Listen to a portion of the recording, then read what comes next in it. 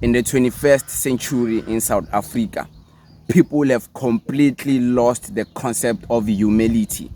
People don't care about one another anymore. It's completely done. People have lost their humility. Only a small portion of it is left in this world. By the way, thank you very much, guys. This is Life with Decent Q. So today I want us to speak about this concept of Ubuntu, this concept of the lost humility in the people of South Africa. There is no more a sense of community anymore. People are all about themselves. People are all about their own independent lives. And sometimes the justifications and the explanations, they make sense, when this is properly explained. And I kind of get it why Ubuntu is no more a thing anymore. Because now there's a lot of issues happening and a lot of things surrounding us that forces us to abandon a collective way of doing things with other people and just focus on our own independent lives. Because there's just too much. And we can speak about personal reasons. We can speak about the influence from the political sense. We can also speak about the social reasons and the social programming. But I believe first we should speak about the personal reasons as to why people are forced, or maybe people see the need to just focus on their own things and not focus on a group things. Let's be honest. There's economical struggles in our country. South Africa has a high level of inequality to begin with, unemployment and poverty. People are often preoccupied with their own things, with their own daily routines, with their own personal individual careers. So people don't have time to go and join something that is going to unite them in their community. They're so busy. 9-to-5 jobs is making people busy because they have to satisfy that economical struggle. They have to not make it a struggle. They have to make it something that works for them so they can benefit from it. Because it's like we're living in, you see now even Kodongwane is increasing the VAT by 0.5. And in the coming years, I hear there's going to be an increase again, 0.5. Then the VAT is no more just going to be 15.5. The VAT is now going to be 16. It's predicted that by 2027, the VAT will be 16%. So just imagine people and their economical struggles, working 95 and the salaries they get, they won't be able to survive. So people are going to be forced more to isolate themselves and focus more on their own independent achievement so they can survive in this world that we are living in. There's a lot of financial pressure, guys, on a day-to-day basis. And the only thing people are focused on now than uniting or maybe coming together, being a community collectively, people are focused on getting the bag. People are focused on getting money because there's a lot of things, even the social pressures. We're going to speak about the social pressures. But these are just some personal reasons, that makes people just abandon this Ubuntu. And I kind of get it in a sense, it kind of makes sense when you explain it logically. And there's also mental health challenges, guys. Due to social economic stress, social economic issues, many people are dealing with mental health issues such as anxiety, depression, or stress. I don't even believe in these things, but they justify it and say they are too stressed to be in a community, to be engaging with a collective people. They have anxiety. They can't fit in with these people, so they rather not go there and become one and become unity with the people in their community. That are abandon Ubuntu. People are walking all over the place wearing headset. But they're walking in a street where they know there's gonna be a plenty of people they're gonna meet that are not conversate with anyone, that are be stuck in their own head. And by the way, this depression, I think it's self-inflicted. People just isolate themselves too much. But it takes away from the Ubuntu. People don't even greet each other anymore. Just pass there, talk on my headset, just going. It's like, but you meet the elderly person, there's no more greeting. You meet someone you know or used to know from your childhood, there's no more greeting. It's just, I'm focused on my own emotions. I'm focused on my own things. I don't care to greet anyone. Just imagine. And these people, they claim they're emotionally overwhelmed.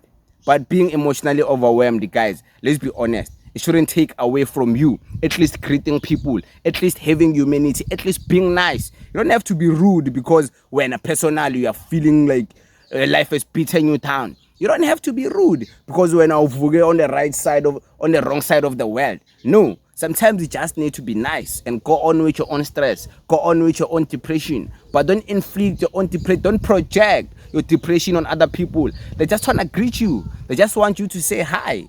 Sometimes if you greet people, you make people smile, you compliment people, it could help you take away the depression. But some people will say, yeah, there's no more Ubuntu because as we have mental health issues, so we are focused on our own mental health, we are focused on our own emotions, we don't have time for a collective think. And yeah, it is what it is. It's the world we live in. What will you do when someone tells you that? There's nothing you can do, my men, my women. It's like, Uzoenzani. There's nothing you can do. Guys, besides just the personal, let's speak about the social reasons. You know, there's a racial divide in South Africa, and this is a concept in the context of South Africa. There's different races, right? There's white people, there's Indians, there's coloreds, there's blacks. So that also causes the people of South Africa not to unite because the races, they are so divided. And even if the division wasn't coming from maybe apartheid or whatever, the division will divide because of cultural reasons, you know. So there can't be a sense of unity, a sense of Ubuntu. It's going to be hard in South Africa to do that when you put the element of race into the play. It's going to be very hard. There's people, different races, maybe we can say Indians, white people. They sometimes feel like they are the superior race. There's no need for them to have equality with blacks. So how can there be Ubuntu? How can they be Ubuntu in a situation like that? So not just racial, even cultural divides, guys. And culture is not just coming from different races, but it also comes from different tribes. There's people who are Tonga, people who are Venda, people who are Zulu.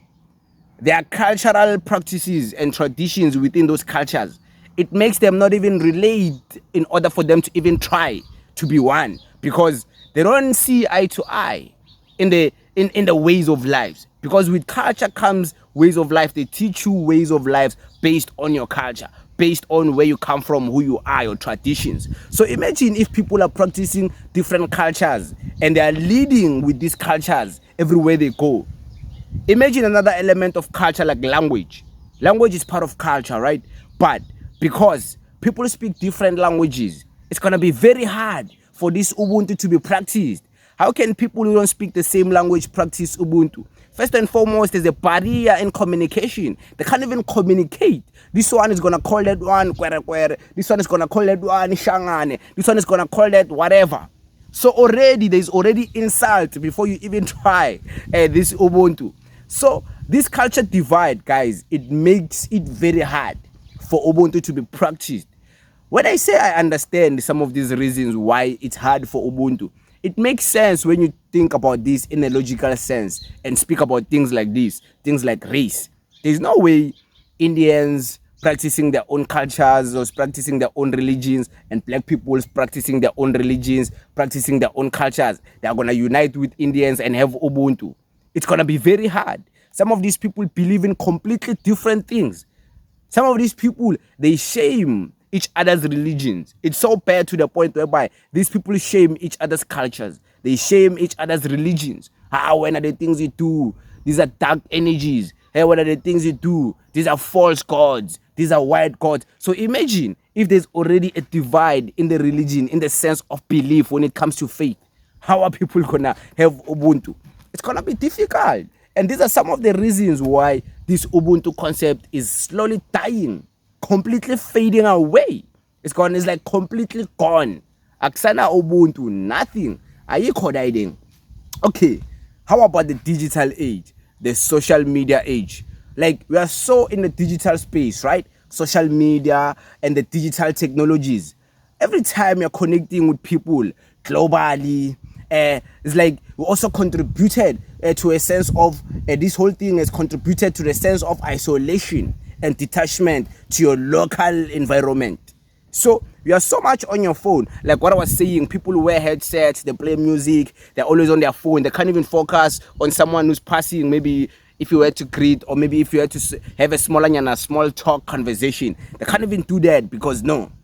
Now I'm focused on my phone. I'm busy, watching, whatever. Yeah, I'm watching podcast and chill. So don't disturb me. Hey, hello. Hey, I can't hear you. I'm going. I'm focused. So imagine how social media has also distracted people. People are always chatting on their phone. They don't even want to have conversations anymore. And it's normal. I also get affected by this. You get affected by this. Anyone get affected by this. It's the digital age now. So this digital age is also contributing, into this concept of Ubuntu not being fully practiced, because everyone is left to their own devices. Political reasons are all out there for us to even observe. This is not even up for debate. Corruption and government issues. South Africa has struggled with corruption at various levels of government, which has eroded public trust in the political institutions. When people feel that the government is not serving their need, these people, they might become disillusioned, and less inclined to care for one another, because they feel abandoned by the system. They feel abandoned by the same government that is supposed to protect them. So why would they care about other people? It's like, your father, the government doesn't care about us. Why should I care about you? The municipality in my community doesn't care about us. They don't care if we don't have water or we have water. They don't care if our roads are collapsed. They don't care about potholes. They don't care about electricity. So why should I care about you? If the people who are presiding over the law of the country don't care about the citizens they're supposed to lead, wow, why should I care about you? So some people are programmed like that. They think like that. So it's hard, when you put all of these concepts together and try to understand why this thing has died. It has died. And it seems like it's going to be hard for this concept. Was this concept ever really, really fully practiced in the whole context of South Africa? Or it was just about a community of certain people? I don't believe this was Ubuntu amongst all South Africans, because when you think about it, it's like, how was there ever Ubuntu? Because there was apartheid, there was brutal killings, blacks on blacks, Zulus fighting these ones fighting these ones. Was there any Ubuntu? Or Ubuntu is just a concept of your own village, your own community? Hi guys, you will tell us, because it seems like maybe I don't know much. I want you guys to engage with us. In the meantime, it is what it is. We thank you very much, guys.